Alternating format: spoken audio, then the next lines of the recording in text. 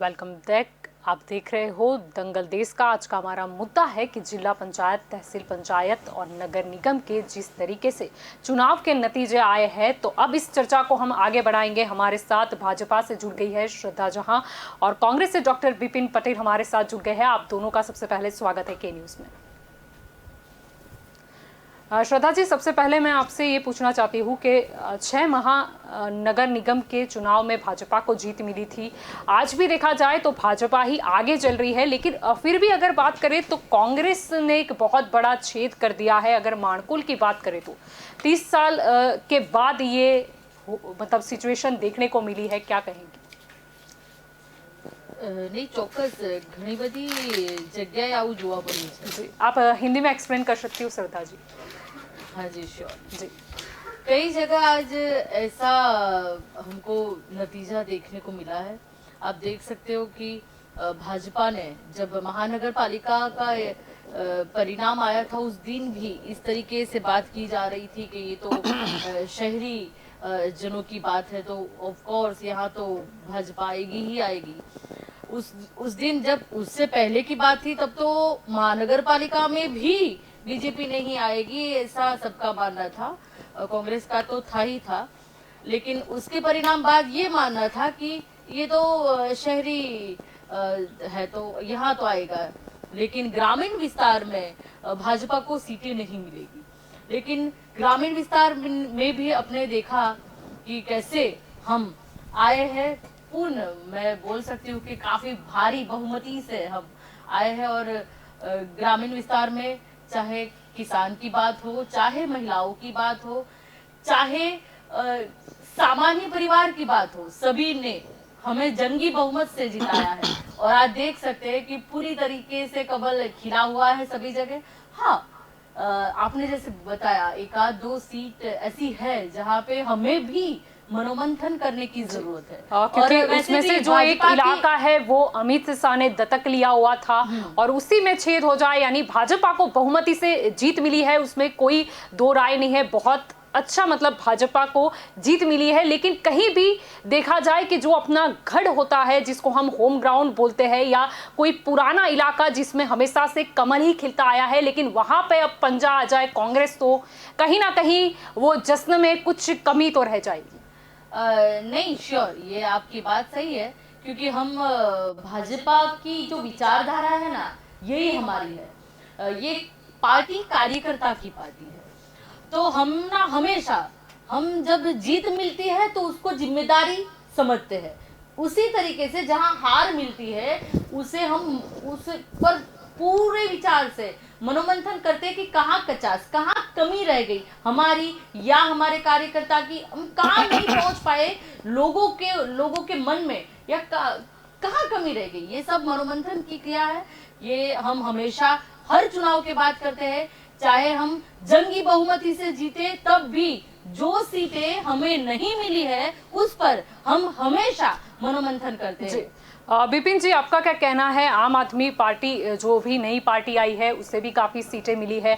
अगर हम ओवैसी की पार्टी की बात करें तो कई इलाकों में उनका भी दबदबा देखने को मिला, तो कांग्रेस कहां पर पीछे रह गई? के न्यूज़ के सभी दर्शकों को मेरा नमस्कार। लोकशाही में कोई भी पक्ष आए उसका स्वागत है। जो हमारी पार्टी की बात है, हमने मुद्दों के आधार पर प्रजा में हमारा संकलन का अभाव हो सकता है। हमारे कार्यकर्ताओं ने ज़्यादा मेहनत की, लेकिन प्रजा को हम समझा ना पाए, और भाजपा को मुद्दों भटकाने की जो नीति है उसमें वो कारगर निवड़ी है। जो जमीनों के आधार पे मुद्दे हैं, मोहवारी जैसा मुद्दा है, बेरोजगारी का मुद्दा है, लेकिन प्रजा को पर्स नहीं किया, उसकी वजह से भी हमारी पीछेहाट हुई है। और जो धार्मिक भावनाओं को भड़काने में भी वो माहिर है, उसमें भी वो कारगर निवड़ी है, वो हम स्वीकार करते हैं। लेकिन आने वाले दिनों में हम ग्राम स्तर जाएंगे, ग्राउंड रूट पे जाएंगे, और प्रजा के साथ जो हमारा संगठन टूटा हुआ है उसको फिर से पैदा करने की ख्वाहिश रखते हैं, और जो प्रजा के न्यायिक मुद्दा है उसको प्रजा के सामने उठाएंगे और कारगर निवड़ेंगे। किशोर जी, आपका क्या कहना है? यहाँ पे हमने भाजपा को भी सुना, कांग्रेस को भी सुना। भाजपा से श्रद्धा जी ने कहा कि ये जो पार्टी है वो कार्यकर्ताओं की पार्टी है, अगर हम जीतते हैं जंगी बहुमति के साथ तो ये अच्छी बात है, लेकिन जहाँ हम हार जाते हैं तो हम इस पे मनोमंथन करते हैं कि कहाँ हमारी कमी रह गई। तो सामने कांग्रेस में से विपिन जी हमारे साथ जुड़े हुए हैं, उन्होंने बताया कि मतलब कांग्रेस जहाँ कहीं उनकी कमी रह गई है उन पर अभी वो विचार विमर्श करेंगे। आपका क्या मानना है दोनों पार्टी के लिए? नहीं जलपा जी, ये दोनों पार्टी में अभी आसमान जमीन का आप देख सकेंगे कि कार्य स्टाइल की अलग बात है। और कांग्रेस का बोलूँ तो उसमें तो क्या है कि पूरे का पूरी जब तक सर्जरी नहीं होगी तब तक ये तो होने वाला है।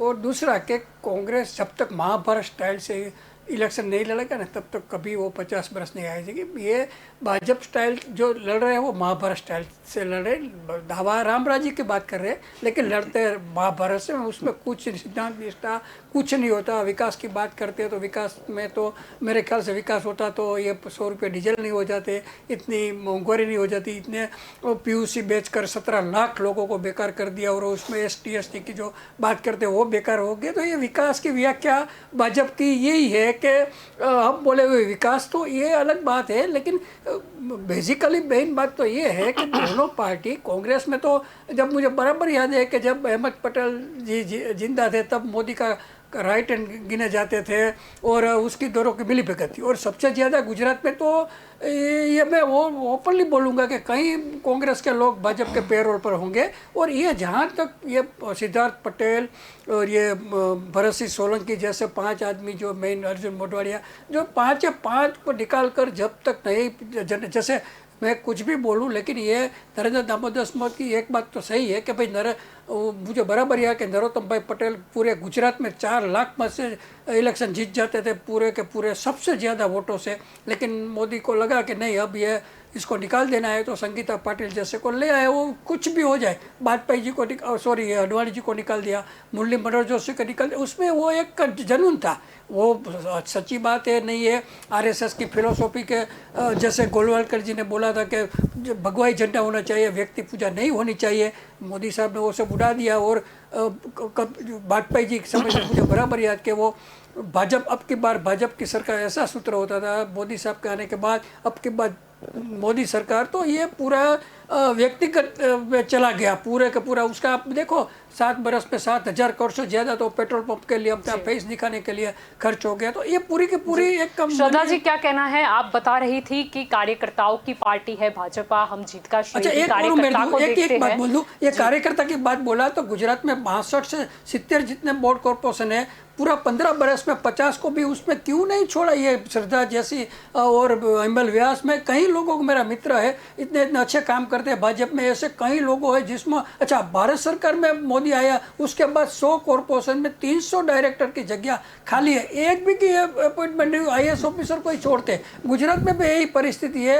अच्छे कार्यकर है श्रद्धा जी, अमल व्यास, ये बहुत लोग मैं जानता हूँ, लेकिन किसी को छोड़ते ही नहीं है कहीं, क्योंकि वो अब ऐसे ही सोचते हैं कि भाई मेरे से कोई ज़्यादा अच्छा या वही एडमिनिस्ट्रेशन में आ जाना नहीं चाहिए, इसलिए पूरे IAS ऑफिसर को ही ब्यूरोक्रेट को ही छोड़ दिया है। और एक और इंटरेस्टिंग बात श्रद्धा जी को बता दूँ कि यही ब्यूरोक्रेट जो नरेंद्र दामोदर मोदी 10 तारीख को अभी पूरे पार्लियामेंट में बोले कि भाई ये ब्यूरोक्रेट तो बोगस है, ये प्लान भी मैं चलाऊँगा, खातर का फैक्ट्री भी मैं चलाऊँगा, फार्मास्यूटिकल जो गवर्नमेंट की कंपनी में चलाऊंगा। अब बाबू समझते क्या है? मुझे आश्चर्य ये लगता है कि गुजरात में वो मुख्यमंत्री थे तब पूरे के पूरे बाबू के आधारित है। और मैं 23 इतने बाबुओं का नाम ले सकता हूँ जिसने नरेंद्र दामोदर मोदी जितने अमित शाह पर केस चल रहे थे, दूसरी जो पॉलिटिकल एक्टिविटी थी, उसमें 23 जो विवादास्पद IAS बाबू है और जज है, वकील है, और सबको आज टॉप पोस्ट में बिठा दिया। एक की नाम दूंगा, राघवन करके जो इसकी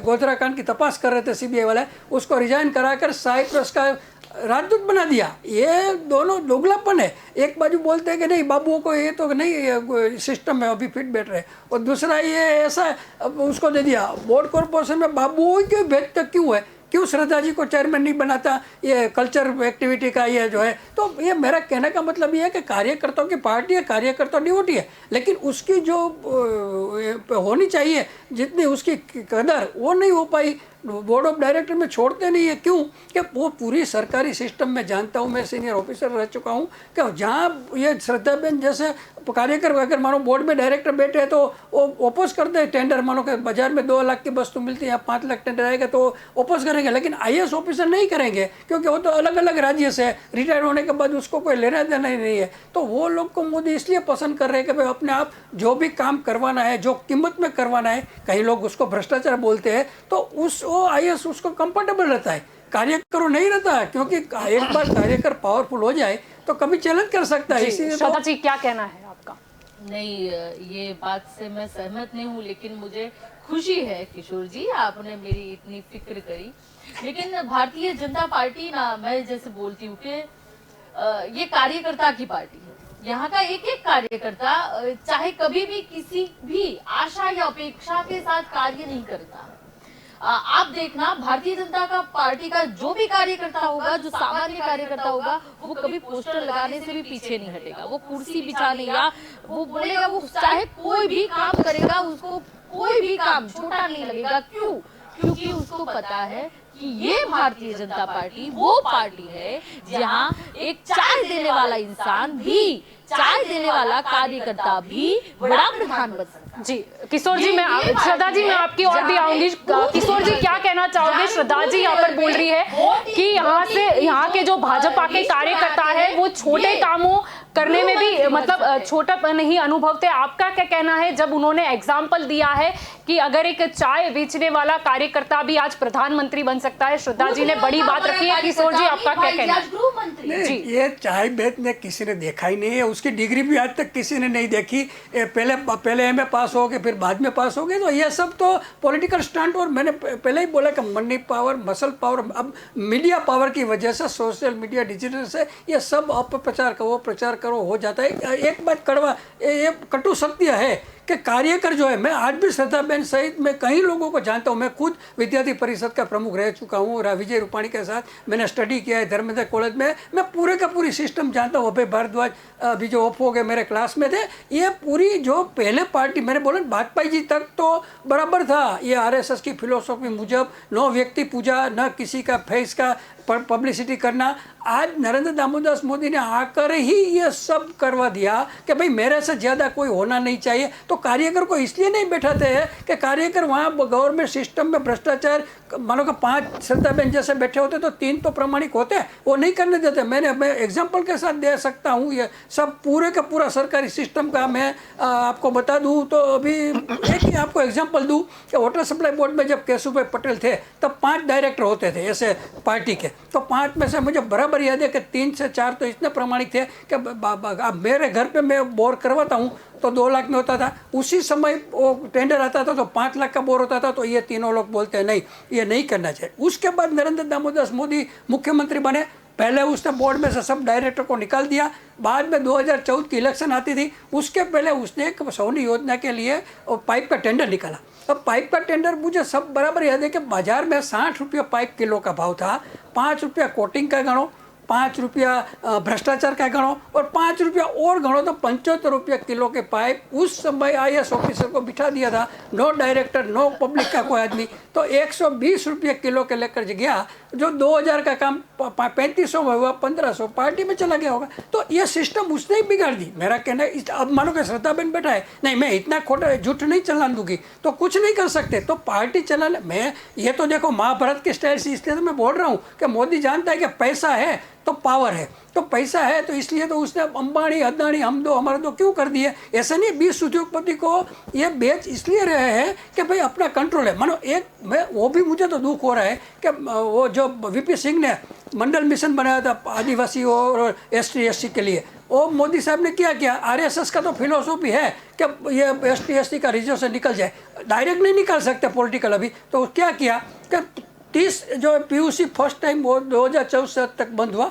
और 23 अभी पार्लियामेंट में जाहिरात की। तो पहले जो 2030 से 20 तक का जलपा ये बंद हो गया, उसमें 30 लाख कर्मचारी काम कर रहे थे। अभी तो 17 लाख को निकाल दिया इस लोगों ने जब प्राइवेट को दिया। तो वो 17 लाख में कहीं ऐसे ST युवान थे या नौकरियां थे, वो अब प्राइवेट वाले तो रखेंगे नहीं। तो धीरे धीरे पॉलिसी पूरी ये हो रही है देश में। ठीक है, आप निजीकरण के मुद्दे की चर्चा कर रहे हैं, हम फिर से मुद्दे पर ही आ जाएंगे। असल में जो मुद्दा था, श्रद्धा जी ने कहा था कि भाजपा की जो पार्टी है वो कार्यकर्ताओं की पार्टी। हम श्रद्धा जी को भी सुनेंगे। जी श्रद्धा जी, एक बात यहाँ मुझे ये बोलनी है कि किशोर जी जब से हमारी डिबेट शुरू हुई है तब से उन्होंने 3 से 4 बार ये बात का जिक्र किया कि भाजपा महाभारत की स्टाइल से युद्ध कर रही है।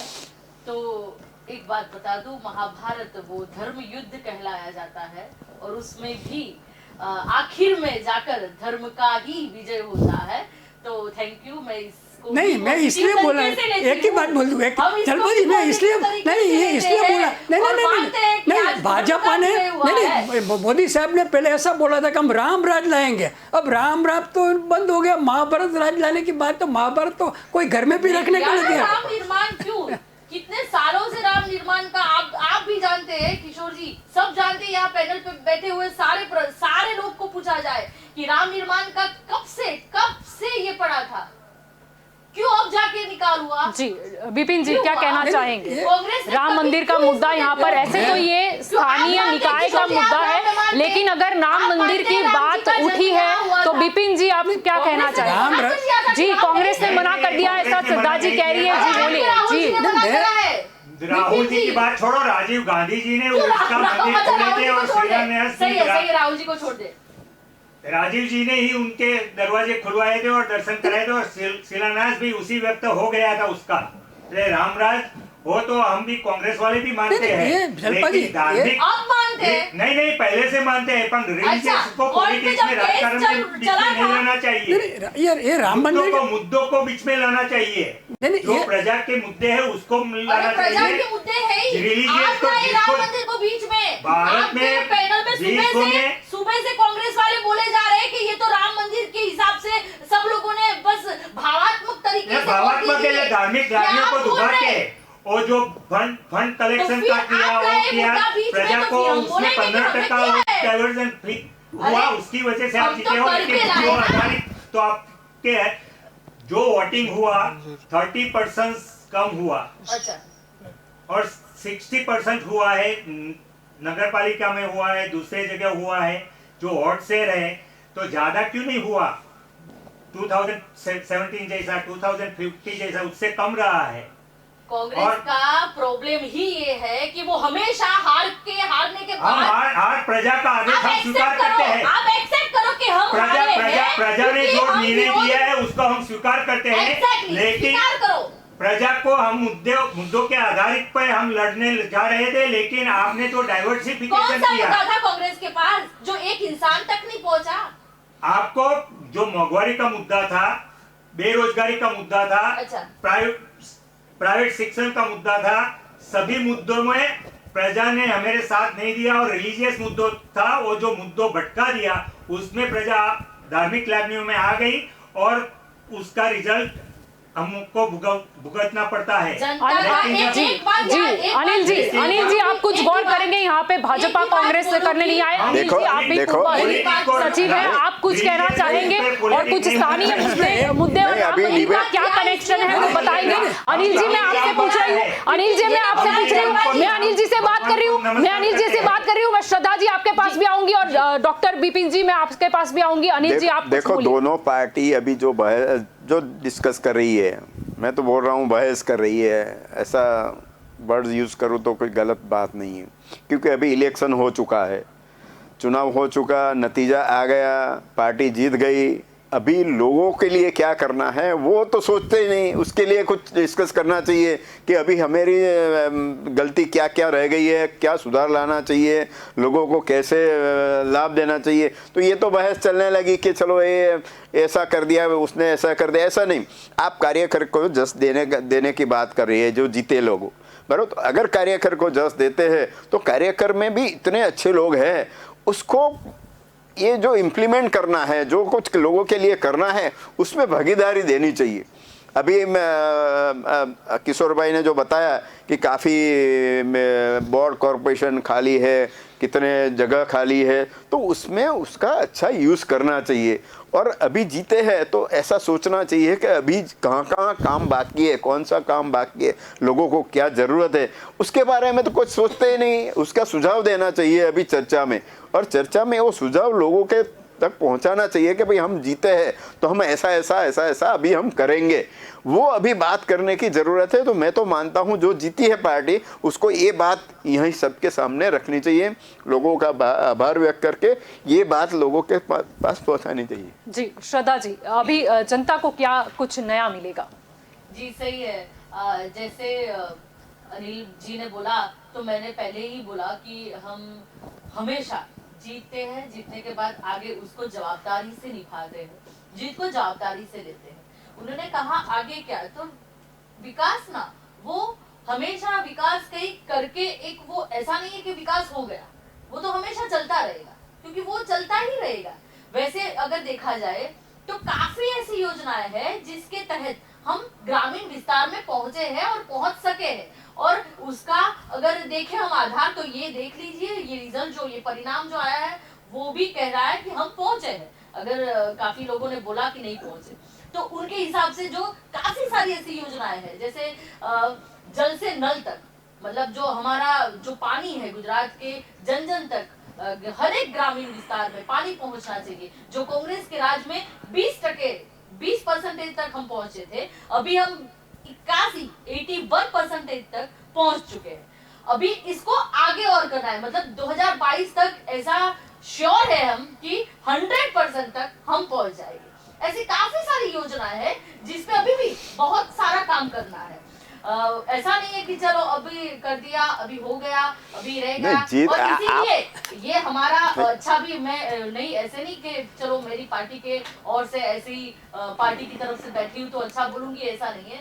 अगर मैं ये मानती हूँ कि भारतीय जनता पार्टी का हर एक कार्यकर्ता हो या शीर्ष नेतृत्व हो, वो कभी भी चुनाव के वक्त ही काम करेगा, ऐसा नहीं है। हम पहले दिन से लगे रहते हैं। अगर जीत गए तो ऐसा नहीं है कि चलो चलो जीत गए, अभी आराम से सो जाओ। कल से हमारे कार्यकर्ता, हमारे उम्मीदवार जो सारे जीते हैं, वो कल से काम पे लग जाएंगे। हम हमेशा काम कार्यरत चलते रहते हैं, पब्लिक के साथ मिलते रहते हैं, इसलिए हम हर बार विजय होते हैं, अच्छी तरीके से विजय होते हैं। यहाँ एक मुद्दा मुझे वो रखना था, जो बोला पहले जब बात हुई और बीच में बहस शुरू हो गई, इसलिए ये जो कांग्रेस के मेरे साथी प्रवक्ता ने बोला कि ये तो बस वो राम मंदिर से ये वेट, या जो भी वो हर बार बोलते हैं ना ये लोग कांग्रेस वाले के, इसके लिए हो गए, इसके लिए जीत गए।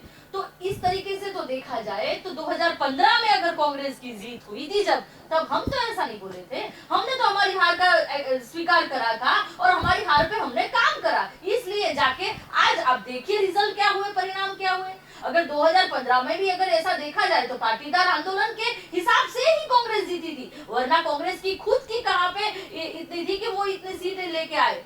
तो हमने तो उस वक्त ऐसा नहीं बोला कि आप जीत गए, पाटीदार क्या वजह से जीत गए। लेकिन अब आज आप जब बोले हैं तो ये भी साबित होता है कि 2015 में पाटीदार आंदोलन की वजह से कांग्रेस भारी मात्रा में बहुमत लेके आई थी। जो अगर उस बहुमत में भी उन्होंने काम किया होता ना, तो आज रिजल्ट कुछ अलग से डेफिनेटली देखने को मिलता। जी श्रद्धा जी, जब आपने बात की है पाटीदार समाज की, तो अगर हम सूरत की बात करें तो अभी जो आपके खाते में जितनी सीटें आई है, तो मैं नितिन जी आपसे पूछना चाहूंगी कि कुछ लोग बोल रहे हैं कि भाजपा से तो पाटीदार समाज की नाराजगी थी ही, फिर कांग्रेस के साथ भी उनकी नाराजगी हो चली, यानी उसका जो बेनिफिट है वो पूरे का पूरा सूरत में आपको मिला है। अब पाटीदार समाज की बात चली है तो इस मुद्दे पर आपकी भी प्रतिक्रिया चाहिए। नितिन जी, आम आदमी पार्टी को सभी जाति धर्म लोगों ने वोट दिए हैं, उसमें पर्टिकुलर किसी एक ज्ञाति या किसी एक संगठन की बात नहीं है। भाजपा के मेरे सहयोगी ने जो बताया कि हम हार और जीत दोनों की चीज़ की डिस्कस करते हैं, हम यही बता रहे हैं कि जो जीता वही सिकंदर, आप भी जीते हो, आपको भी मुबारक। मैं इस बात को ये बताऊंगा कि जो वोट सूरत में मिले हैं ना, वो शिक्षा पे मिले हैं, अच्छी शिक्षा के लिए, अच्छे स्वास्थ्य के लिए मिले हैं, अच्छे ट्रांसपोर्टेशन व्यवस्था के लिए मिले हैं। इसलिए हर मतदार, जो भी मतदार ने वोट दिया है वो आम आदमी पार्टी को दिया है, उनका धन्यवाद। दूसरी बात, आज हम ये बात कर रहे हैं कि सूरत में जैसे हम जीत गए तो ये, पर हमारे लोग, हमारे कॉरपोरेटर जो चुनाव जीते सूरत में, दूसरे दिन ही वो अपने काम पे लग गए। जहाँ पे रोड सड़कें नहीं अच्छी थी वहाँ पे सड़कें बनाने के लिए खड़े हो गए, जहाँ साफ सफाई व्यवस्था नहीं चल रही थी वहाँ पे साफ सफाई व्यवस्था कराने में लग गए।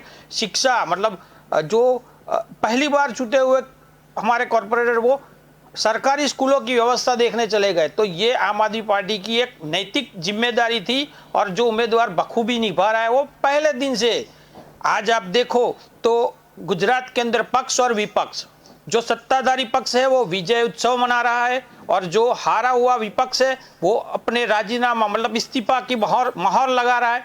इन दोनों के बीच में आम आदमी पार्टी के जितने भी उम्मीदवार जीते हैं वो जनता के बीच में जाके उनकी बात रख रहे हैं, और कल से ही, मतलब ये आगाज है, कल से ही ये विधानसभा की तैयारी भी कर रहे हैं, जनता के प्रश्न भी कह लेंगे। जी डॉक्टर विपिन जी, आपका क्या कहना है? जो प्रजा के मुद्दों है वो मुद्दों हम हमेशा उठाते रहेंगे, और जो विधानसभा चल रहा है उसमें भी हमारे धारासभ्यों प्रजा के मुद्दों को उठाएंगे, और प्रजा को कैसे राहत मिले और कैसे टैक्स में बेनिफिट मिले वो हमारा पक्ष की मुख्य जवाबदारी होगी इस बार। जी किशोर जी, आपका क्या मानना है? जब अनिल जी ने बहुत अच्छी बात की कि अब जब चुनाव हो गया है, नतीजे भी आ ही गए हैं, तो अब क्वेश्चन ये है कि जनता को क्या मिलेगा, यानी जनता को जो सुविधा है उसमें बढ़ोतरी होनी चाहिए। क्या सुविधा या कौन सी ऐसी चीज है जो अभी तक कसर रह चुकी है, उसको भी हमको दूर करना है। तो किशोर जी, आप उस पर वरिष्ठ पत्रकार है, तो आप थोड़ा प्रकाश डालो। नहीं, ये जलपा जी आपकी बात ये आइडियोलॉजी के लिए तो बराबर है। मानो कि आप वाले बोले कि हम सूरत में है, तो जब काम करने की बात आई तो जो गवर्नमेंट ने लास्ट 15 बरस में जो सरकारी सिस्टम हो गई है कि भाई IAS बाबू वहाँ कमिश्नर बैठते हैं, वो ही करने, वहाँ ऊपर से सूचना आती है CM कार्यालय से, इतना ही काम करने देंगे। जैसे DDO जिला पंचायत में होते हैं, वो बोलते हैं कांग्रेस का उसमें है तो नहीं करने दो। तो अभी सिस्टम ऐसी हो गई है कि मैं कितना भी अच्छा हूँ, मैं काम कर पाऊंगा, ये एक बड़ा प्रश्न है ये, क्योंकि ये पूरी पॉलिटिकल सिस्टम ही चेंज हो गई है। तो इसका तो कोई हल ही नहीं है जब तक ये पूरी गांधी जी ने जो जिला पंचायत की जो कल्पना की थी वो तो रही नहीं है, क्योंकि वो पूरे बाबू DDO बोलते नहीं ये काम नहीं कर दो, ये काम करने दूंगा। तो ये मानो कि अच्छे कॉर्पोरेटर है या अच्छे जिला पंचायत का सभ्य है तो अभी नहीं है। अभी श्रद्धा जी ने बोला कि ये पूरे विकास के नाम पर हमारा हो रहा है, तो मुझे आश्चर्य हो रहा है कि इसके पहले विधानसभा की इलेक्शन हुई थी तो उसमें 99 सीट क्यों आई? इतना पूरा जो जब ने विकास किया होता तो सीटें घट गई। जितना सोशल मीडिया पावर, पैसा सब खर्च करते बाद भी 99 सीट आई थी। मुझे बराबर याद है कि केशुभाई शिवदास पटेल जब थे तब वो तो गांव के आदमी थे, जुड़े हुए थे। उसके समय में 130 सीट धारासभा की आती थी, उसके 32 आई थी 2 बार उसके समय में। और मोदी आने के बाद जो बोलते हैं कि नरेंद्र दामोदर मोदी पूरे इंडिया में लोग पॉपुलर है, तो ये मोदी आने के बाद गुजरात में MLA की सीटें घट गई। तो ये तो उसका ये मीनिंग करने, ये अर्थ निकलता है कि देखो, ये मैं एक और भी बात बता दूं कि जब केशुभाई पटेल थे तब उसने 1 सीट साबरमती में हार गए थे। ये नरेंद्र दामोदर मोदी और सब पार्टी में हंगामा मचा दिया कि इसका रिजाइन ले लिया गया। बाद में जब ये नरेंद्र दामोदर मोदी की पार्टी आई तो उत्तर उसका में सीटें कम हो जाने लगी। तो कभी क्यों नरेंद्र दामोदर मोदी का रिजाइन की बात नहीं आई? क्योंकि वो मीडिया पावर की बात हुई थी। अब अच्छा, आप सिद्धांतों की, ये महिलाओं की बात कर रहे हैं, तो मुझे बराबर याद है कि नरेंद्र दामोदर मोदी जब फर्स्ट टाइम प्रधानमंत्री बने, उसने संसद के पगथिये पर अपना माथा टेका और बोला था उस समय कि मैं इस संसद में किसी गुनहगार को नहीं आने दूंगा, किसी ये जिसके ऊपर FIR है ऐसे लोगों को मैं टिकट नहीं दूंगा। उसके बाद क्या हुआ? अब 40% वहाँ पार्लियामेंट के अंदर बलात्कारी, चोर, लुटेरे सब हो गए। आपके मुख्यमंत्री येदियुरप्पा जेल में गए थे, उसको फिर से बना दिया। योगी है तो उसके ऊपर 106 केस चल रहे। आपने गुजरात में CR पाटिल को बना दिया, उसके ऊपर 100 से ज़्यादा FIR है। तो ये बोलने की बात अलग है, लोगों को दिखाने की बात अलग होती है। और तकलीफ ये है कि ऐसा नहीं है कि भाजपा के काम से ही लोग मत देते हैं, लेकिन मैंने बोला ना कि कांग्रेस तो पूरी बेच गई, या तो उसका तो कोई ये अपने आप ही, जैसा जापानी में बोलते हाराकिकी, जो आपघात करते हैं उसको हाराकिकी बोलते हैं, कांग्रेस ने वही कि अपने आप ही आत्महत्या कर ली है, तो उसका लाभ ये भाजपा को मिलता है। अगर अपने काम से ही लोग जो अगर मत देते हैं, तो लतीफ 5 बार छूट गए थे, क्यों उसको कोई लोकप्रियता, बंदूक की धार से वो छूटा जाता है। तो येदियुरप्पा जेल में गए थे, क्यों भाई, उसमें क्या सिद्धांत आपको अच्छा लगा येदियुरप्पा में? आप मोदी बोले थे मैं किसी क्रिमिनल को नहीं आने दूंगा, क्यों आने दिया क्रिमिनल को? ये पूरा पॉलिटिकल, मैं इसलिए महाभारत की, श्रद्धा जी को फिर से बोल रहा हूँ कि महाभारत की स्टाइल में ये सब आते हैं, राम राज्य में नहीं आते। अगर राम राज्य होता तो ये मोदी साहब को ये करने की जरूरत ही नहीं पड़ती, लेकिन मोदी साहब आने के बाद राम राज्य का कॉन्सेप्ट अलग चला गया। ये राम मंदिर के मैं सम्मान करता हूँ, लेकिन राम मंदिर अलग बात है। राम राज्य का मतलब क्या होता है कि आपकी प्रजा को पूरा ये पेट्रोल डीजल में कम मिले, गरीब को नौकरी मिले, सब शिक्षा मुफ्त मिले, हेल्थ में मुफ्त मिले, तो ये राम राज्य का कॉन्सेप्ट था और लोगों इसी वजह से मत देते आए रहे। लेकिन अब धीरे से राम राज्य से निकल कर महाभारत युग में आ गए, तो अब 200 रुपये पेट्रोल हो जाएंगे तो भी कोई बोल ही नहीं सकेगा, क्यों कि विपक्ष है नहीं और मीडिया ज़्यादातर अंबानी का हो गया है, तो बोलेगा कौन? ये पूरी सिस्टम जैसे जैसे अभी रामचंद्र तो गुराना, श्रद्धा जी, यहाँ तो किशोर जी ने बहुत डीपली समझा दिया है कि महाभारत कहने के पीछे उनका भावार्थ क्या था। आपका क्या कहना है? यहाँ पर बात की गई कि जिस तरीके से मोदी जी ने कहा था कि मैं किसी भी क्रिमिनल को नहीं आने दूंगा, फिर उन्होंने CR पाटिल से लेके योगी जी तक के नाम गिनवा दिए। और किशोर जी का भावार्थ तो किशोर जी ही जाने, उनका भावार्थ मैं नहीं बता सकती। लेकिन मैं जब तक जानती हूँ, मैं जितना पढ़ी हूँ, मैंने जितना गीता को समझा है, श्रीमद् भगवत गीता को, उस हिसाब से मैं तो यही मानती हूँ कि महाभारत का युद्ध धर्म की स्थापना के लिए होता है और उसमें धर्म का ही विजय होता है। ये मेरा भावार्थ है। ठीक है, गीता की बात चली है, गीता तो लंबी चलेगी, तो ले लेते हैं एक विराम। शायद आप लोग गीता ना सुन पाए, मतलब ये वाली गीता राजनीतिक वाली शायद ना सुन पाए, तो ले लेते हैं एक विराम।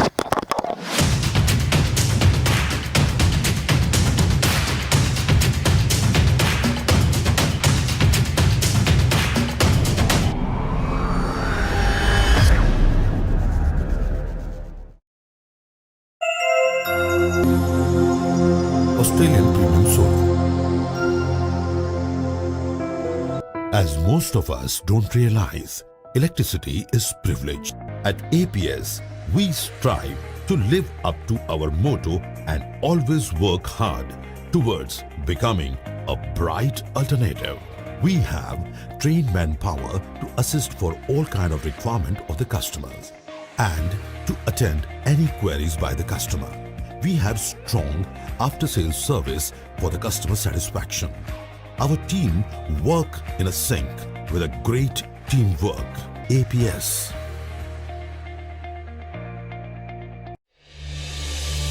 SGVP, a true international school. The school provides all facilities like transportation, prayer hall, library, IT and multimedia center, science labs, conference hall, art and craft, music, study hall, 5-star hostel facility, dining hall and much more. NRI students from 20 countries of different continents are studying here. School provides all the sports activities like swimming, horse riding, cricket, basketball, volleyball, football, tennis, yoga, indoor and outdoor games. A perfect blend of science, sports and spirituality. Fusion of East and West. Affiliated boards. CISE New Delhi. Accreditation with CETA, SAC. Standards available from KG till 12th. Admission